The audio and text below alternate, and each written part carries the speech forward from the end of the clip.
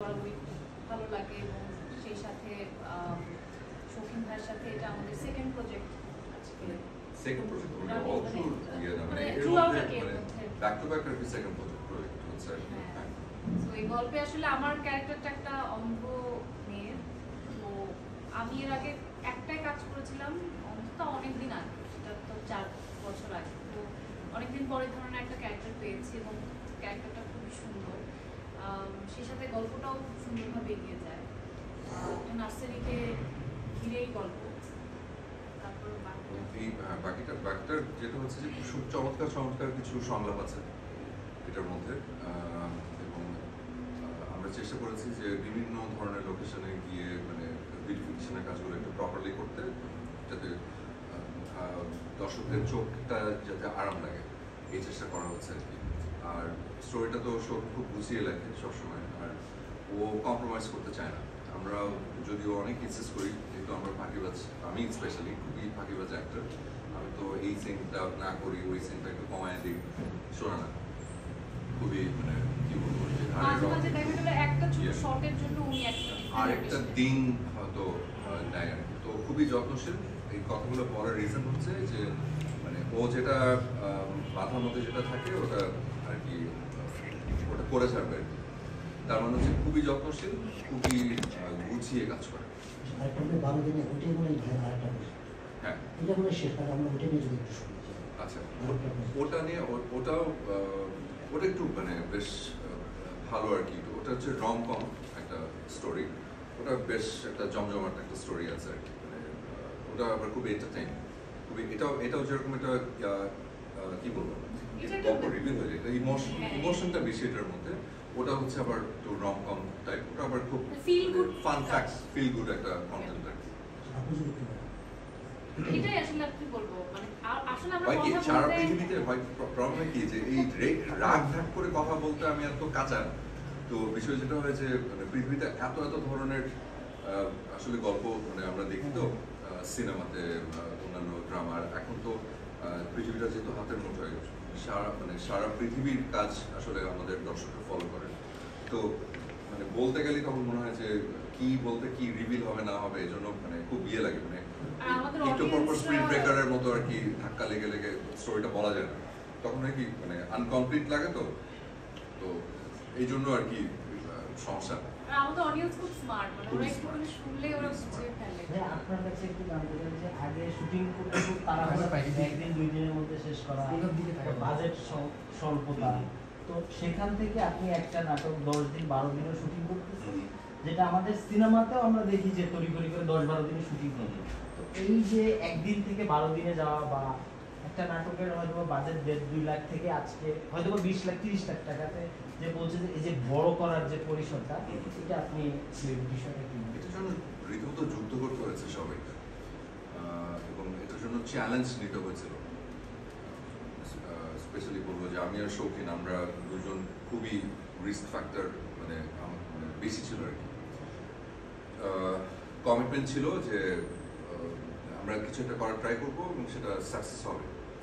তো সেই চেষ্টাটাই করেছি, এবং বোঝানোর জন্য যে আসলে যত্ন করে যে একটা গল্প প্রপারলি বলতে যে সময়টুকু দরকার, যা দরকার হয় কি, একটা স্ক্রিপ্ট যখন আসে, স্ক্রিপ্ট আসার পরে যখন আমরা স্ক্রিপ্ট পড়ি, যখন আমাদের কাছে একটা গল্পটা যখন আসে, তখন হয়তো দেখা গেল যে 1000 গোলাপ বা 5000 গোলাপ দিয়ে একটা ছেলে একটা মেয়েকে প্রপোজ করছে, অথবা মায়ের জন্য কি বল 100 শাড়ি নিয়ে ছেলেটা একদিন মানে মাকে গিফট করতে আসছে।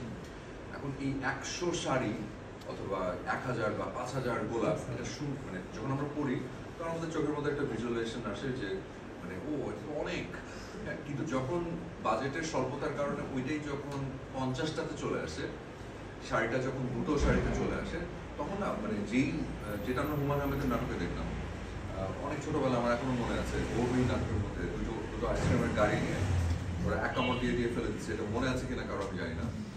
দুটো বাচ্চা, তো ওরা এক কামড় দিয়ে মানে ওদের এটা হচ্ছে একটা ড্রিম ছিল আর কি। তো এক কামড় দিয়ে একটা আইসক্রিম খায় আর ফেলে দেয়, এক কামড় দিয়ে আইসক্রিম খায় ফেলে দেয়। তো এটা যদি উনি না করতেন, এই যে ছোট্ট, আমি তখন খুবই ছোট, আমার এখন পর্যন্ত ওই দৃশ্যটা মনে আছে। সো মনে রাখার মতো কিছু একটা করতে হবে। তো ওইটার জন্য যা যা করা দরকার এটার জন্য যুদ্ধ করতে হয়েছে এবং ওই জায়গাটায় আস্তে আস্তে করে আসছে এবং এটা কিন্তু শেষ না, এর থেকেও আরো সামনে অনেক দূর যাওয়ার আছে আমাদের। তো এটার মানে ভাবলে হবে না যে এই বাজেটটাই লাস্ট বাজেট, তা না। আমরা নেক্সটে আরো বড় পরিসরে আরো বড় করে কিছু যদি করতে পারি, সো নাটকে যদি এটা হয় তার মানে হচ্ছে ওটিটিতে আরো বড় আয়োজন করে করা হবে, সিনেমাতে আরো বিগার আয়োজন করে করা হবে, তাই না? তো আমরা কেন দেখবো না? আমাদের দর্শক আছে, ভালোবাসেন তারা আমাদের কাজ, আমরা বড় করে স্বপ্নটা দেখি। না, আপনার কাজগুলো যে স্পেশালি এখন মনে হয় এরকম হচ্ছে না, অনেকেই করছে, শুধু আমি বলে সম্পূর্ণ এটা নেবো না, চেষ্টা করছে সবাই। তো আই হোপ সবার জন্য দোয়া, এবং আমার জন্য আমি বলবো সবাইকে দোয়া করতে যে আমরা যাতে ভালো কিছুই দিতে পারি দর্শকদের। হাউস উইটের কথা শুনি, একসাথে তো হাউস উইটে শুরু হবে, কবে শুরু হচ্ছে? ভেরি সুন, এই যে নেক্সট উইকেই আমরা ইনশাআল্লাহ শুটিং শুরু করছি। অলরেডি আমার আজকে সকালে শুটিং আসার আগে আমাদের সাথে মিটিং করে আমি আসলাম, কস্টিউম সমস্ত কিছু, ওনারা খুব ব্যস্ত লোকেশন সব কিছু গোছানো নিয়ে। তো আমরা খুবই হোপফুল, আজকে হার্ড কপিটাও পেলাম স্ক্রিপ্টে। এখন এটা ফাইনাল স্ক্রিপ্ট এখন আমাদের হাতে আসেনি, এটা একটা ড্রাফট, ফার্স্ট ড্রাফট, আর হাতে যেহেতু 1 উইকের মধ্যে, এর মধ্যেই আশা করি সব রেডি হয়ে যাবে এবং আমরা অন টাইম শুটটা স্টার্ট করতে পারবো। তো শহরের প্রেমের ঘন একসাথে করা হয়েছিল আপনাদের, আমাদের, হ্যাঁ ওদের স্মৃতি মনে পড়ে তো? হ্যাঁ, ওটা স্মৃতি মনে পড়ে, মানে স্মৃতি বলতে আমরা একটা কাজ করি আসলে চান্দি ফাটা রোদের কথা মনে আছে আর কি, রেল স্টেশনে আমার শুধু মনে হচ্ছে নীল রঙের একটা পাঞ্জাবি আর ওই একটা পাঞ্জাবির একটা শাড়ি, আর আমার মনে আছে কাঠ ফাটা রোদ আর কি, রেল স্টেশনে আমরা করেছিলাম হচ্ছে ক্যান্টনমেন্ট স্টেশনের মধ্যে। আমরা রেল লাইনের মধ্যে শুয়েছিলাম। হ্যাঁ, ওই রোদের মধ্যে আর কি পাথরের উপরে শুয়েছিল, যে সুইসাইড করবে সানগ্লাস পরে। তো এই দৃশ্যটা মনে আছে আর কি। একসাথে দুজনকে বড় করতে, এই দেশের বড় করতে হয়, সবাই দেখতে চায়, কে দেখতে চায়? দর্শক দেখতে চায়, আমি দেখতে চাই। ইনশাআল্লাহ মানে আমরা সেই চেষ্টায় মানে তকে আছি, সবকিছু মিলে গেলে আর মানে এগুলো তো আসলে ভাগ্যের ব্যাপার। তো কারো চোখে যদি ভাসে, কারো যদি কল্পনাতে আসে যে ওকে এই জুটিটা হোক, তো খুবই ভালো, আলহামদুলিল্লাহ।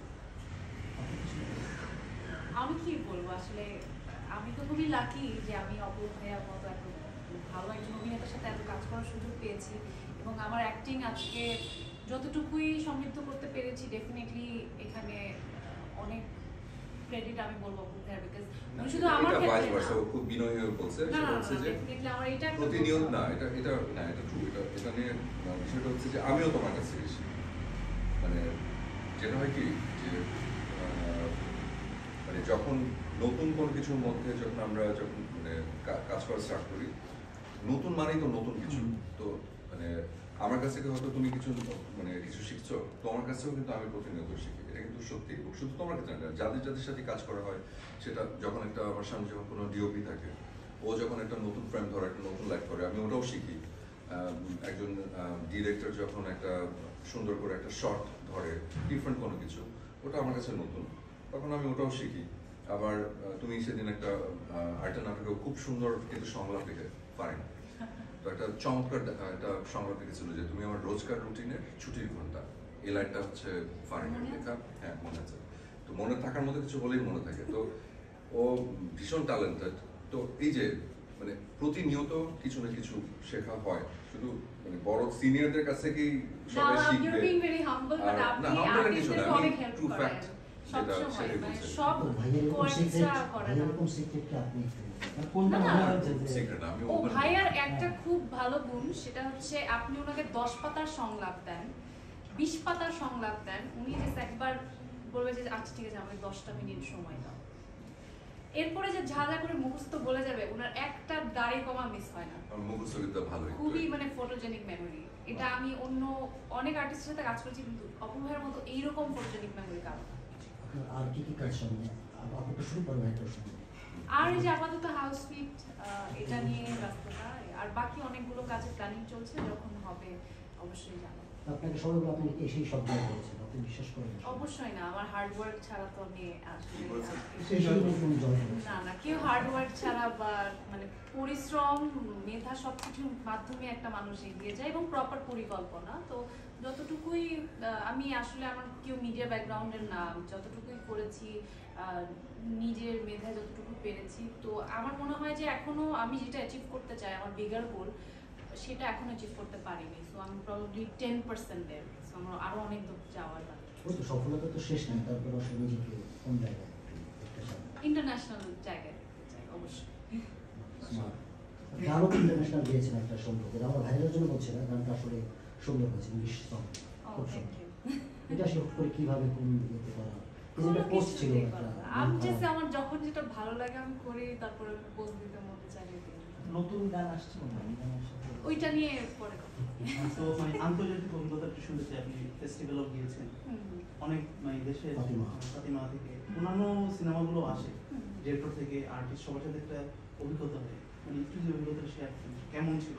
ডেফিনেটলি এটা খুবই ভালো অভিজ্ঞতা, কারণ অনেক দেশের ফিল্ম মেকার, বড় বড় ফিল্ম মেকারদের সাথে পরিচয় হয়। তারা মানে একটা কাজের অবজারভেশন বাংলাদেশের বাইরে মানুষ, ওরা ওদের পার্সপেক্টিভ থেকে যখন বলে, তখন আমরা আসলে একটা অন্য অ্যাঙ্গেল থেকে জিনিসটাকে দেখতে পাই। সো ডেফিনেটলি এখন অনেকের ছবি ফেস্টিভ্যালে যাচ্ছে, এটা খুবই ভালো। বাট আমার মনে হয় কমার্শিয়ালি সিনেমাটাকে আরও বড় জায়গায় আমরা দেখতে চাই আসলে আমাদের দেশে। আপনাকে দর্শকরা আবার কমার্শিয়াল দেখতে চাই, বিদেশি সিনেমা। ইনশাল্লাহ, আমি তো আমার কোনো সমস্যা নেই কমার্শিয়াল সিনেমা, যদি প্রপার সিনেমা আসে আমি definitely দেখবো। ভাইকে তো অনেক আগে থেকে চাচ্ছেন, ভাই করেছেন না? আমার তো রোমান্টিক সিনেমা দেখার জন্য মনে হয় মানে সবাই মুক্তি আছে। সবাই আসলে কি বলবো, সবাই বলে আপনি রোমান্স কিং, বা সবাই বলে হ্যাঁ। বড় পর্দায় ওইভাবে দেখতে চাই, অনেস্টলি। হ্যাঁ, অনেস্টলি আমার কাছে এরকম প্রচুর ইয়ে এসছে, কিন্তু ওই যে মানে কপালের ব্যাপার, তো কপালে যদি থাকে তাহলে হবে, কপালে না থাকলে কিছু করার নেই আর কি। মানে কি করবো যদি কপালেই না থাকে, তো দেখি কপাল আছে কিনা, চেষ্টা করছি, ইচ্ছা আছে, দেখা যায়। মানে আগে থেকে আসলে খুব বেশি কিছু বলে কি হবে আমি জানি না সামনে, আজ আছি কাল নেই, তো বিষয়টা হচ্ছে এরকম। তো দেখা যাক সামনে কি হয়।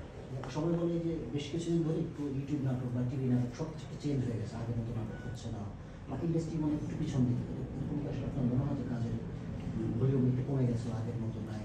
মানে আসলে পরিবার 5 আগস্টের পরে সবাই বলছে যে ইনভেস্টরের গতিটা একটু কমে গেছে। ও আচ্ছা আচ্ছা, হ্যাঁ এরকম এই সাময়িক সম্পদটা আসলে আছে কিনা, থাকলে আমরা কিভাবে কাটাই? সাময়িক সম্পর্কটা তৈরি হয়েছিল, অনেস্টলি স্পিকিং, ওগুলো আমাদের কানে ছিল। তো তখন যে সিচুয়েশন ছিল, আস্তে আস্তে করে এটা রিকভার হচ্ছে, এখন আরো বেটার। যদি বেটার না হতো আসলে এই যে বড় বড় কয়েকটা প্রজেক্টের কথা বলছি, এগুলো তো আসলে হতো না। তো ঠিক হয়ে আসছে আর কি। মানে স্বাভাবিকভাবে যখন একটা সম্পর্ক তৈরি হয়, তখন এক ধরনের একটা অনিশ্চয়তা তৈরি হয়, কি হবে, কোন দিকে যাচ্ছে বুঝতে পারছেন, অনেকে কনফিউজ একটা থাকছে। transition তো period। হ্যাঁ, একটা ট্রানজিশন পিরিয়ড। সো ওইটা কাটিয়ে উঠছে আস্তে আস্তে করে। তো এখন আমার কাছে মনে হচ্ছে এই জানুয়ারি থেকেই আমার ধারণা ফুল ফ্লেজেড আবার নতুন করে সব কিছু শুরু আর হবে। এমনি তো এই টাইমে এবং- একটু কাজটা কমই হয়। আর because- কোরবানিদের পরে এমনিও হয়, তার মধ্যে এত বড় একটা সময় পার করলাম আমরা, তো স্বাভাবিকভাবে একটু মানে কি বলবো, সবাই একটু থেমে ভেবে চিনতে তারপরে আবার গুছিয়ে আবার শুরু করছে। আপনি যদি একটু পাবলিকলি অনেস্টলি আমিও ভাইয়ের সাথে এগ্রি করি। এটাই আমরা সবাই আসলে চেয়েছি যে একটু পরিস্থিতিটা বুঝে, কারণ আমাদের শুটিং